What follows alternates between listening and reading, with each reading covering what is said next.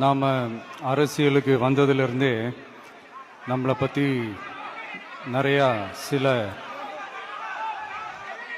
வதந்திகள் எல்லாமே சொல்லிக்கிட்டு இருக்காங்க இல்லையா?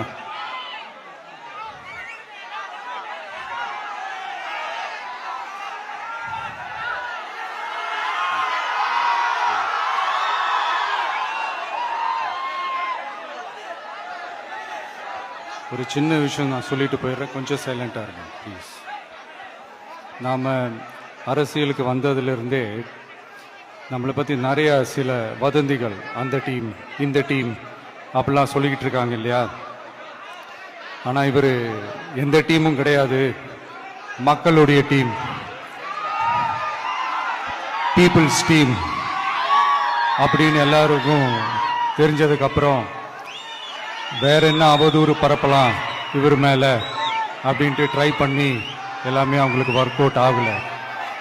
ஸோ கடைசியில் என்னதான் இந்த விஜயை பண்ணலாம் அப்படின்னு நினைக்கும் போது தான் இந்த கூட்டணி அந்த கூட்டணிலாம் சேர போகிறாரு அப்படின்ட்டு ஒரு பொய்யான ஒரு பிரச்சாரத்தை பண்ணிக்கிட்டு இருந்தாங்க.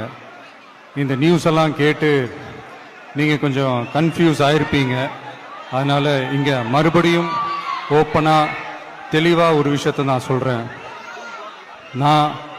நாங்கள் எப்பவுமே மதச்சார்பற்ற கொள்கைன்றதில், அந்த ஸ்டாண்ட்லேயோ, மதச்சார்பற்ற சமூக நீதின்ற அந்த நிலைப்பாட்டிலேயோ எப்பவுமே சமரசம் வச்சுக்கவே மாட்டோம்.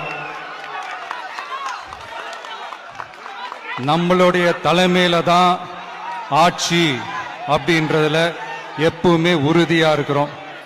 நம்மளுடைய முதல் மாநாட்டில் கூட நான் சொன்ன மாதிரி அரசியல்ல யாருக்காகவும் எதுக்காகவும் எந்த விதமான ஒரு சமரசமும் நாம வச்சுக்க போறதே இல்லை, அந்த பேச்சுவார்த்தையே கிடையாது.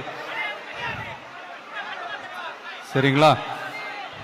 அதனால யார் என்ன அவதூறு பரப்புனாலும் தயவு செஞ்சு அதை நம்பாதீங்க.